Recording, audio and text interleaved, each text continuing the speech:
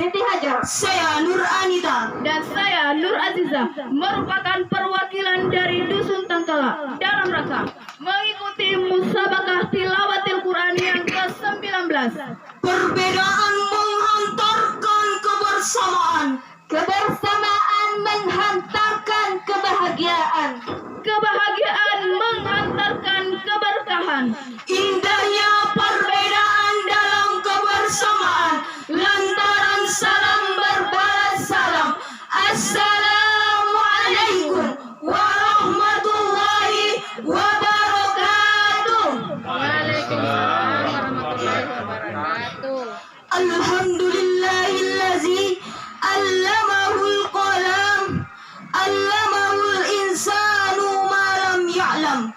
Allahumma salli wa sallim ala sayyidina Muhammad sayyidil arabi wal ajam wa ala alihi wa sahbihi allazi ba'dalul amwalahum lillah fastajaba jaba al ahkam amma ba'd.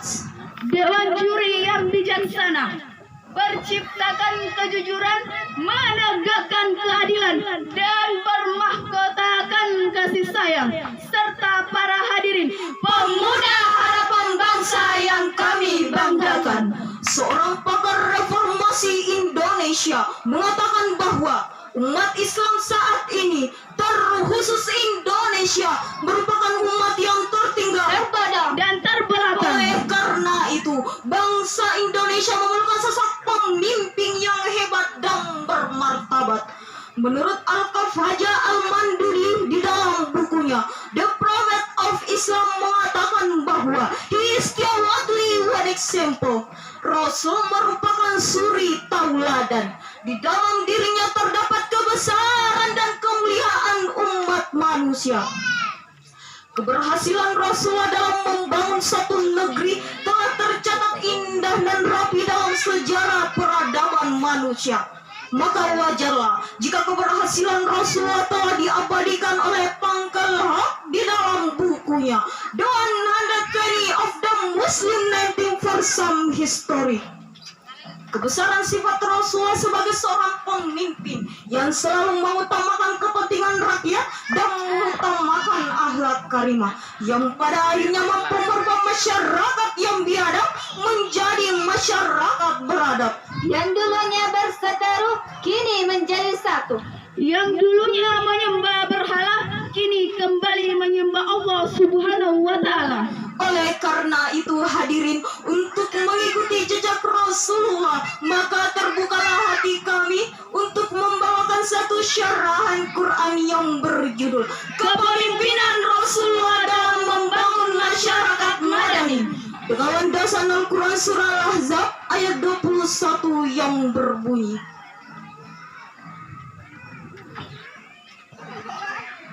A'udzubillahi minasyaitonirrajim. Bismillahirrahmanirrahim.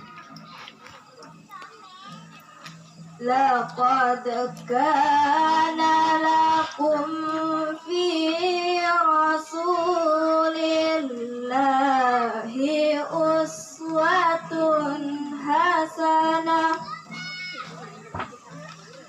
liman kana yarjullaha wal yawmal akhir wa zakarallaha katsira.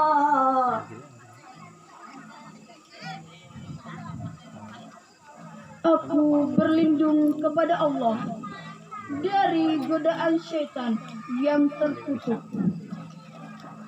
dengan menyebut asma Allah yang maha pengasih lagi maha penyayang.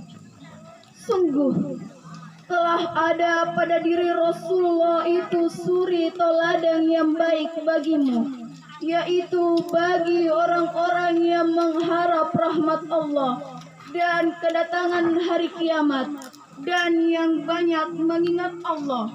Quran Surah Al-Ahzab ayat 21.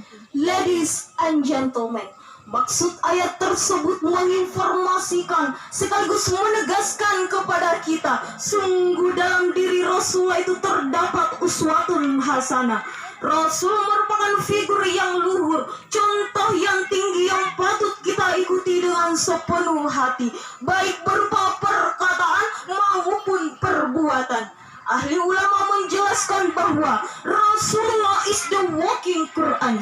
Akhlak Rasulullah bagaikan Al-Quran yang berjalan. Lantas saat ini hadirin, bagaimanakah akhlak bangsa kita, terutama para pemimpin kita saat ini? Jawabannya, alhamdulillah, masih ada pemimpin yang patut diteladani, masih ada pejabat yang pandai mengayomi, dan masih ada aparat yang peduli. Semua itu hadirin patut kita syukuri, walaupun jumlahnya sedikit sekali, karena masih banyak pejabat yang bejat, masih banyak politisi yang korupsi, dan masih ada aparat yang tidak otonom dan bergeliman maksiat.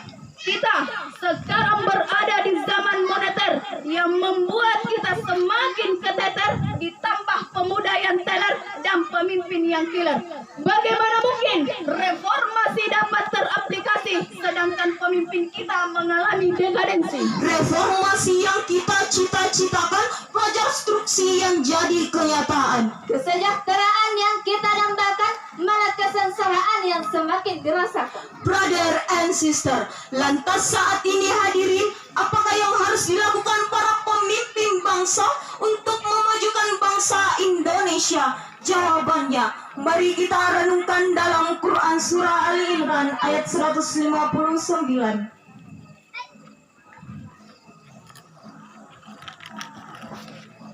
Bismillahirrahmanirrahim.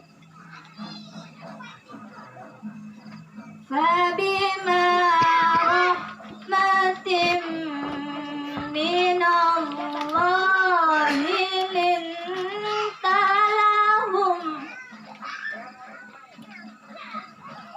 walau kunta fazzan ghalizal qalbi lanfaddu min hawlik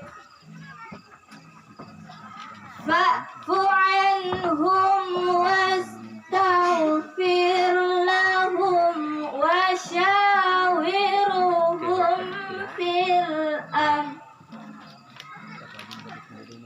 فإذا عزمت فتوكل على الله إن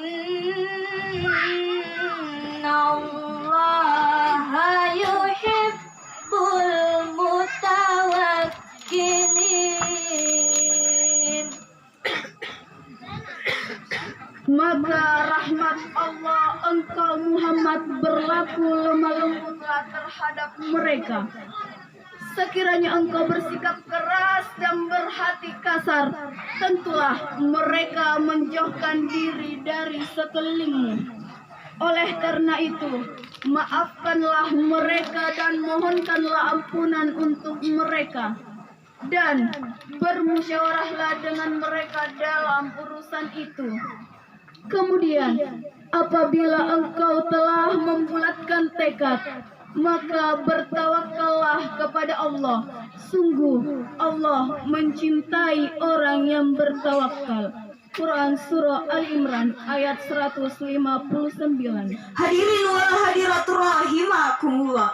Profesor Dr. Quraish di dalam tafsir Al-Misbahnya mengatakan bahwa ayat tersebut menceritakan tentang 3 cara Rasulullah dalam berdakwah yang berisikan pesan moral teruntuk para pemimpin bangsa.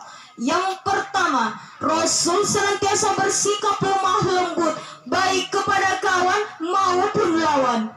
Yang kedua, Rasul senantiasa bersikap lapang dada, mudah memaafkan dan memberi ampunan setiap kesalahan. Dan ketiga, Rasul senantiasa mentradisikan kehidupan bermusyawarah dalam mengambil keputusan. Bangsa kita akan berjaya, akan makmur apabila ditopang dengan akhlak mulia. Tapi bangsa kita akan hancur lebur apabila tidak ditopang dengan akhlak mulia. Tingkatkanlah hubungan antar Umar dan Umara. Tingkatan agama harus kuat agar hidup menjadi nikmat. Kelak bangsa yang berdaulat dan penuh berkat. Islam yang benar itu merangkul bukan memukul, mengajak bukan menginjak, Meredam bukan membentak, mendidik bukan menghardik. Mengilhami bukan menghakimi, bersikap ramah bukan marah. Jika hal itu terlaksana hadirin, maka bangsa kita akan semakin berjaya, terhindar dari malapetaka dan senantiasa mendapat ridha Allah Subhanahu wa taala. Amin. Amin ya rabbal alamin. Sebagai kesimpulan bahwa untuk memajukan bangsa Indonesia, maka pemimpin harus bercermin dan mengambil sikap dan strategi dalam berdakwah Rasulullah yang selalu mengutamakan kepentingan rakyat dan mengutamakan akhlakul karimah. Mari sebarkan Islam yang mutawasid, toleran, lurus dan moderat. Stop radikalisme dan stop ekstremisme. Demikianlah syarahan Quran yang dapat kami sampaikan. Kurang dan lebihnya mohon dimaafkan. Belajar tanpa berpikir itu tidaklah berguna, tapi berpikir tanpa belajar itu sangatlah berbahaya. Wahirat, Sinani pergi ke Seragen. Perginya bersama topan. see you again and say goodbye. Wassalamualaikum warahmatullahi